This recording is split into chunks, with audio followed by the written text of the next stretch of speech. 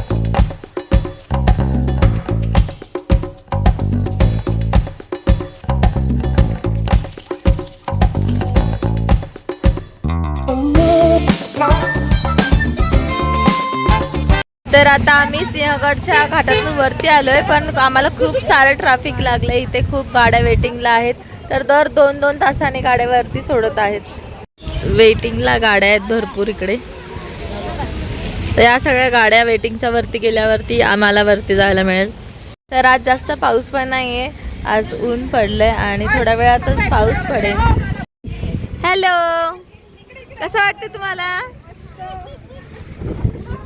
Hello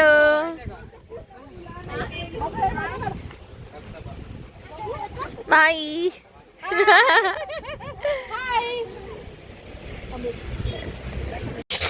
तर 9 किलोमीटरचा प्रवास करून आम्ही सिंहगडला पोहोचलो तर सिंहगडवर पोहोचल्यावरती आम्हाला असे छोटे छोटे धबधबे पाहायला मिळाले आणि आजूबाजूचा निसर्गही अगदी रमणीय झाला होता हे बघून मन अगदी प्रसन्न होत होते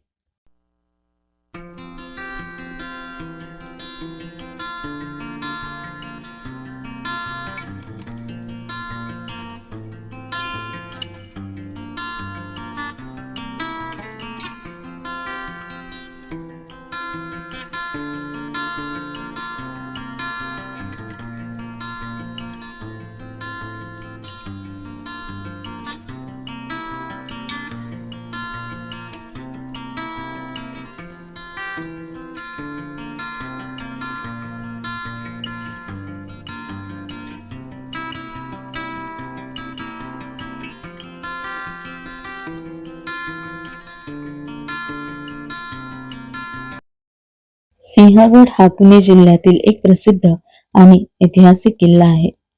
सिंहगडला ऐतिहासिक महत्वाबरोबरच निसर्गाचे सुंदर वरदान लाभले आहे. उंच डोंगरावर वसलेला हा किल्ला हिरव्यागार वनराईने वेढलेला आहे. पावसाळ्यात सिंहगडाचा परिसर अतिशय सुंदर दिसतो. डोंगराच्या उतारावर हिरवेगार गवत पसरलेले असते. सर्वत्र लहान मोठे धबधबे आणि झरे दिसतात.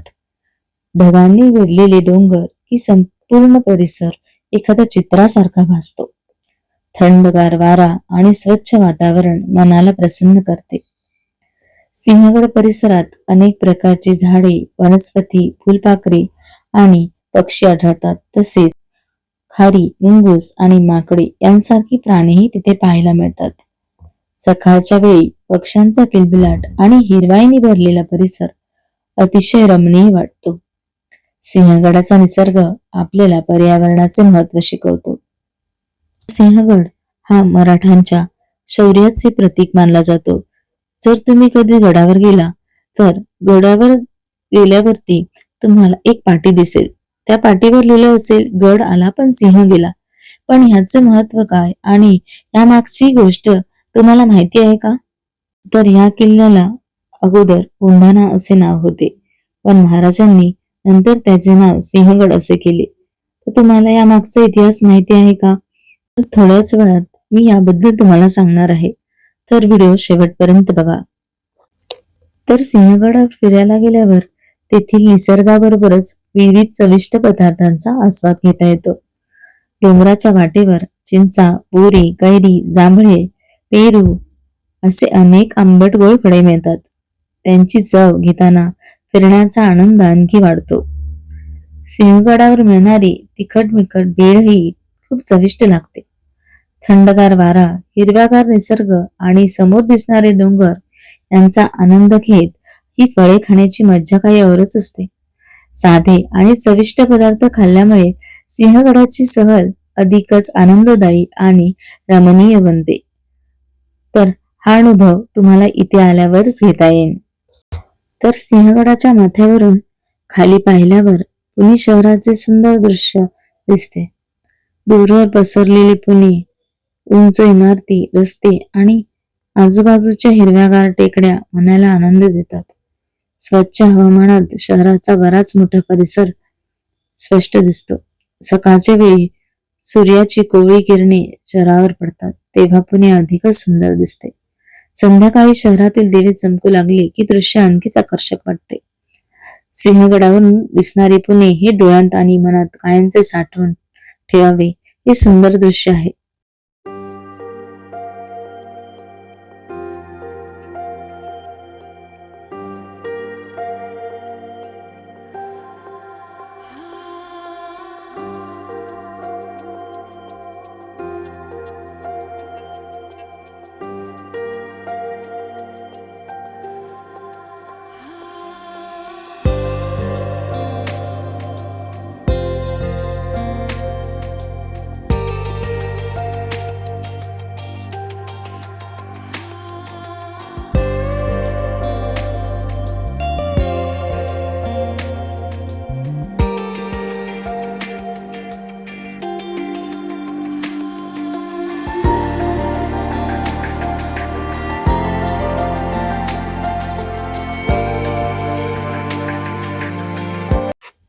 तर आज लाखो पर्यटक सिंहगडाला भेट देत असतात. तर या सिंहगडामागे शिवरायांच्या आणि त्यांच्या मावळ्यांच्या शौर्याची कथा लपलेली आहे. तर गड आला पण सिंह गेला. छत्रपती शिवाजी महाराजांनी कोंढाणा जिंकण्याची जबाबदारी आपल्या शूर मावळ्यांपैकी एक तानाजी मालुसरे यांच्यावर सोपवली. तानाजींनी आपल्या मुलाचे लग्न बाजूला ठेवून स्वराज्याच्या कामाला प्राधान्य दिले. तानाजी आणि त्यांच्या मावळ्यांनी रात्रीच्या अंधारात कोंढाणा किल्ल्यावर चढाई केली. किल्ल्यावर पोहोचल्यानंतर त्यांची मोगल सैनिकांशी जोरदार लढाई झाली. तानाजींनी अत्यंत शौर्याने शत्रूशी सामना केला. लढता लढता तानाजी मालुसरे धारातीर्थी पडले. तरीही मावळ्यांनी हार मानली नाही आणि अखेर कोंढाणा किल्ला जिंकला. किल्ल्याला 2 प्रमुख दरवाजे आहेत. तर हा कल्याण दरवाजा आहे. कल्याण गावच्या दिशेने जाणारा हा मार्ग आहे. तर दुसरा पुण्याच्या दिशेने जाणारा मार्ग. किल्ल्यावर जाण्यासाठी हा महत्वाचा प्रवेश मार्ग होता. इतिहासात दरवाजालाही महत्वाचे स्थान आहे. हे दोन्ही दरवाजे किल्ल्यांच्या संरक्षणाच्या दृष्टीने महत्वाचे होते. दरवाजांच्या भोवती तटबंदी आणि किल्ल्याच्या संरक्षणासाठी इतर बांधकामे करण्यात आली होती. तर सिंहगडाचे मूळ नाव कोंढाणा होते. हा किल्ला शिवाजी महाराजांनी बांधलेला नसून तो त्यांच्या पूर्वीच अस्तित्वात होता. 1647 मध्ये शिवाजी महाराजांनी कोंढाणा किल्ला आपल्या स्वराज्यात घेतला. किल्ल्याची तटबंदी, दरवाजे आणि संरक्षण व्यवस्था मजबूत करण्यावर त्यांनी भर दिला. पुणे परिसराचे संरक्षण करण्यासाठी सिंहगड महत्वाचा होता. शत्रूच्या हालचालींवर नजर ठेवण्यासाठी गडाचा उपयोग होत असे. लष्कराची ठाणे आणि सैनिकांचा मुक्काम ठेवण्यासाठी गड महत्वाचा होता. पुणे आणि आसपासच्या प्रदेशावर नियंत्रण ठेवण्यासाठी सिंहगड उपयुक्त होता. अन्नधान्य, शस्त्र आणि इतर युद्ध सामग्रीचा साठा करण्यासाठी गडावरील व्यवस्था उपयोगी पडत असे. सह्याद्रीतील इतर किल्ल्यांशी संपर्क ठेवून स्वराज्याच्या संरक्षणाची साखळी मजबूत करण्यासाठी त्याचे महत्त्व होते. थोडक्यात सिंहगड हा स्वराज्याच्या संरक्षणासाठी आणि पुणे परिसरावर नियंत्रण ठेवण्यासाठी अत्यंत महत्वाचा लष्करी किल्ला अगदी होता. इथे सिंहगडला यायला सोपा ट्रेक आहे. अगदी 15 मिनिटात वरती पोहोचतो आपण. तर इथे पाण्याची टाकी आहे, म्हणजे इथे वर्षभर पाणी साठून राहतं. अशा प्रकारे याची रचना केली आहे. पावसाचं पाणी ह्याच्यामध्ये साठून राहतं. तर आता आम्हाला सगळ्यांना भूक लागली आणि आम्ही इथे जरा खाण्यासाठी थांबलोय.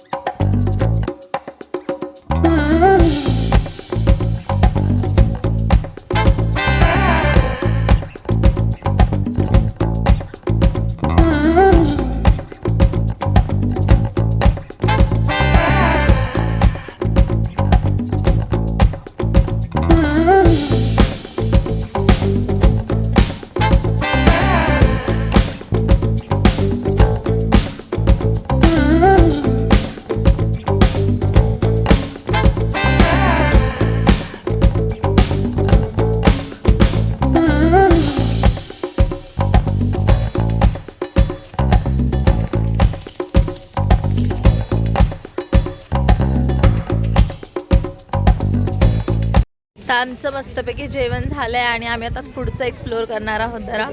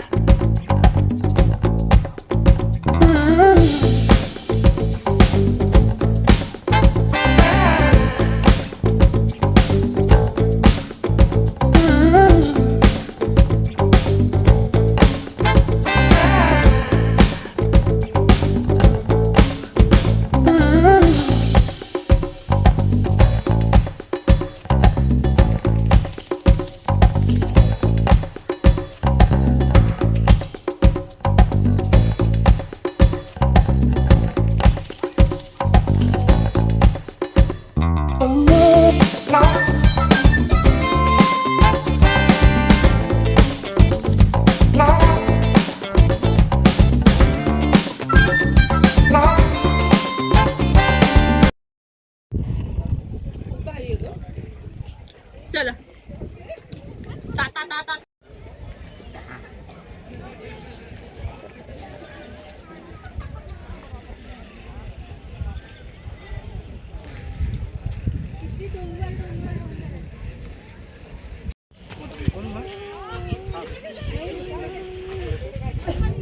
कशाला फिरवतोय मॅगी?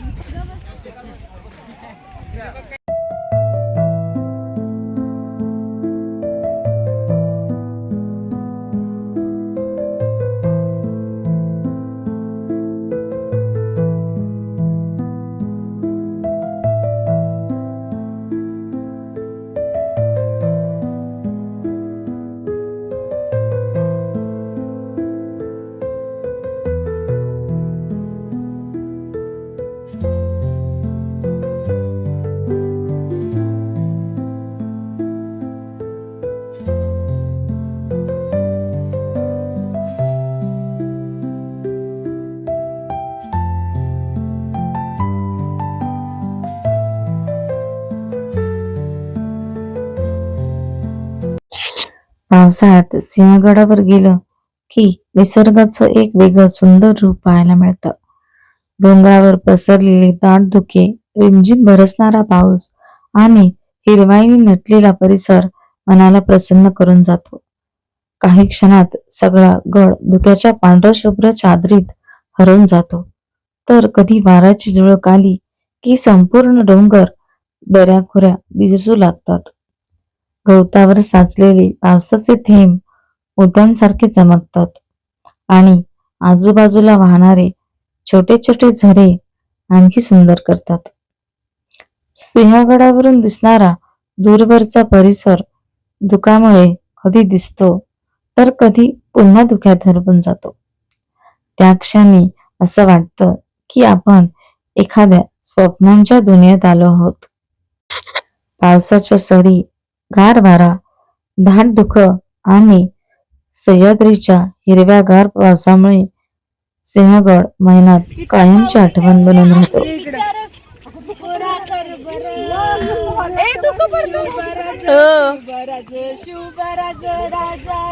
शिवाजी महाराज की जय, शिवाजी संभाजी महाराज की जय, भवानी.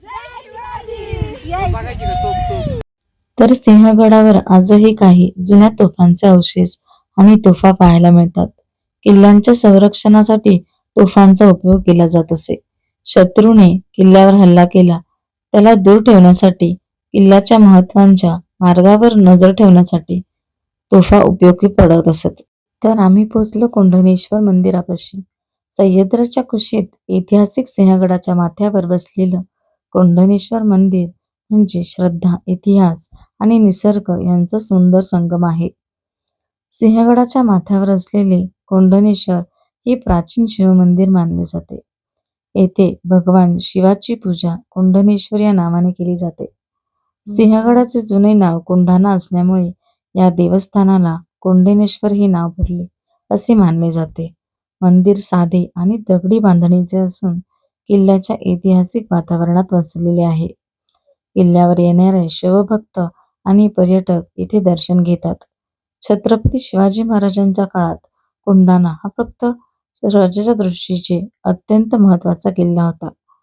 त्यामुळे या मंदिरालाही किल्ल्याच्या सांस्कृतिक आणि धार्मिक परंपरेत महत्वाचे स्थान आहे. तर किल्ल्यावर आपल्याला तानाजी मालुसरे यांच्या समाधीचे दर्शन घडते. तानाजी मालुसरे हे छत्रपती शिवाजी महाराजांचे निष्ठावान, शूर आणि विश्वासू मावळे होते.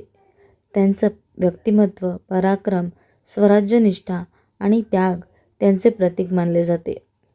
असामान्य शौर्य, संकटाची पर्वा न करता त्यांनी कोंढाणा जिंकण्यासाठी प्राणपणाने लढा दिला. स्वराज्यनिष्ठा, शिवाजी महाराज आणि स्वराज्याप्रती त्यांची अढळ निष्ठा होती. मुलाचे लग्न ठरलेले असतानाही स्वराज्याचे काम प्रथम मानून त्यांनी मोहिमेची जबाबदारी स्वीकारली. नेतृत्व गुण, मराठ्यांना प्रेरणा देत त्यांनी कठीण मोहिमेचे नेतृत्व केले. कोंढाण्याच्या लढाईत त्यांना वीरमरण पत्करले. धैर्य आणि चिकाटी यांमुळे त्यांनी कधी हार मानली नाही. त्यांच्या पराक्रमामुळे कोंढाणा स्वराज्यात आला आणि छत्रपती शिवाजी महाराजांनी गड आला पण सिंह गेला असे उद्गार काढल्याची प्रसिद्ध परंपरा आहे. त्यामुळे तानाजी मालुसरे यांचे नाव महाराष्ट्राच्या इतिहासात शौर्य आणि स्वराज्यनिष्ठेचे प्रतीक म्हणून अजरामर आहे. तर सिंहगडावर जाणे म्हणजे केवळ एका किल्ल्याला भेट देणे नाही, तर इतिहास, शौर्य आणि निसर्गाचा अनुभव घेणे होय. छत्रपती शिवाजी महाराजांच्या स्वराज्याच्या इतिहासात सिंहगडाला अत्यंत महत्त्वाचे स्थान आहे. सिंहगड आपल्याला शौर्य, कर्तव्य, निष्ठा आणि स्वराज्याचा त्याग करण्यासाठी प्रेरणा देते. म्हणून प्रत्येकाने आयुष्यात एकदा तरी सिंहगडाला भेट देऊन त्याचा अनुभव आणि निसर्ग अनुभवावा. तर व्हिडिओ आवडला असेल तर व्हिडिओला लाईक, शेअर आणि सबस्क्राईब करा. तर पुन्हा भेटू पुढच्या व्हिडिओमध्ये. बाय.